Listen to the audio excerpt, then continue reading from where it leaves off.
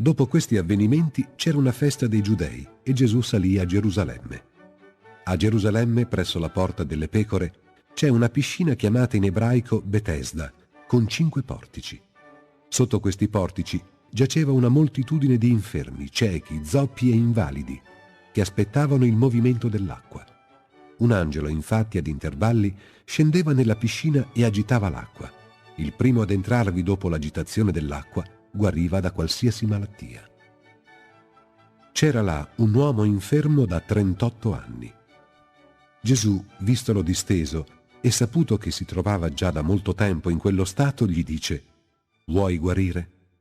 Gli rispose l'infermo: «Signore, non ho un uomo che mi getti nella piscina quando l'acqua viene agitata, e mentre io mi avvio per andare, un altro vi scende prima di me».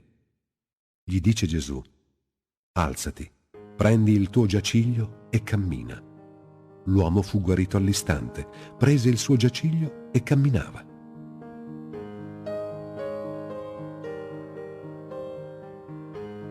Ma quel giorno era sabato. Dicevano dunque i giudei al guarito: «È sabato e non ti è lecito portare il tuo giaciglio». Egli rispose loro: «Colui che mi ha guarito mi ha detto: prendi il tuo giaciglio e cammina». Gli domandarono: «Chi è l'uomo che ti ha detto: prendi e cammina?» Ma colui che era stato guarito non sapeva chi era, perché Gesù si era eclissato grazie alla folla che c'era in quel luogo.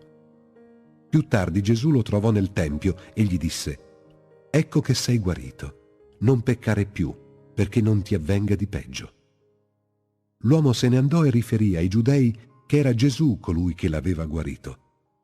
Per questo i giudei perseguitavano Gesù, perché faceva queste cose di sabato. Ma Gesù rispose loro: «Mio Padre è all'opera fino ad ora, ed anch'io sono all'opera». Per questo i giudei cercavano ancora più di ucciderlo, perché non solo violava il sabato, ma diceva che Dio era suo padre, facendo se stesso uguale a Dio.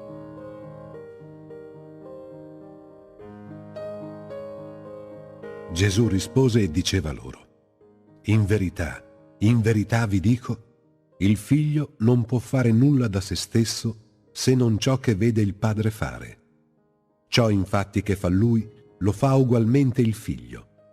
Il padre infatti ama il figlio e gli mostra tutto ciò che egli fa, ed opere più grandi di queste gli mostrerà, in modo che voi ne rimaniate stupiti.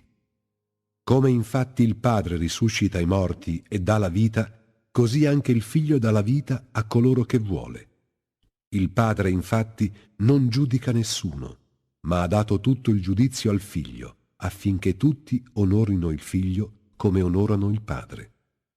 Colui che non onora il figlio non onora il padre che l'ha mandato. In verità vi dico, chi ascolta la mia parola e crede a colui che mi ha mandato ha la vita eterna e non incorre nel giudizio, ma è passato dalla morte alla vita. In verità vi dico, viene un'ora, ed è adesso, in cui i morti udranno la voce del Figlio di Dio, e coloro che l'avranno ascoltata vivranno. Come infatti il Padre ha la vita in se stesso, così ha dato anche al Figlio di avere la vita in se stesso, e gli ha dato il potere di fare il giudizio, perché è figlio dell'uomo. Non stupitevi di ciò. Viene un'ora in cui tutti coloro che sono nei sepolcri ascolteranno la sua voce, e coloro che hanno fatto il bene ne usciranno per la risurrezione della vita. Coloro che hanno praticato il male per la risurrezione del giudizio. Io non posso fare nulla da me stesso. Come ascolto, giudico, e il mio giudizio è giusto, perché non cerco la mia volontà, ma la volontà di colui che mi ha mandato. Se io rendo testimonianza a me stesso, la mia testimonianza non è valida. C'è un altro che mi rende testimonianza, e so che è vera la testimonianza che mi rende. Voi avete inviato una delegazione a Giovanni, ed egli ha reso testimonianza alla verità. Io però non accetto la testimonianza di un uomo, ma dico questo perché voi siate salvati. Egli era la lampada ardente e splendente, e vi siete voluti rallegrare per poco alla sua luce. Ma io ho l'altra testimonianza, più grande di quella di Giovanni, cioè le opere che il Padre mi ha dato da portare a compimento. Queste stesse opere che io faccio mi rendono testimonianza che il Padre mi ha mandato. E anche il Padre che mi ha mandato mi ha reso testimonianza. Voi non avete mai ascoltato la sua voce, né avete mai visto la sua figura, e non avete la sua parola che rimane in voi, perché voi non credete a colui che egli ha mandato. Voi scrutate le scritture perché per mezzo di esse pensate di avere la vita eterna. Sono proprio esse che mi rendono testimonianza. Ma voi non volete venire a me per avere la vita.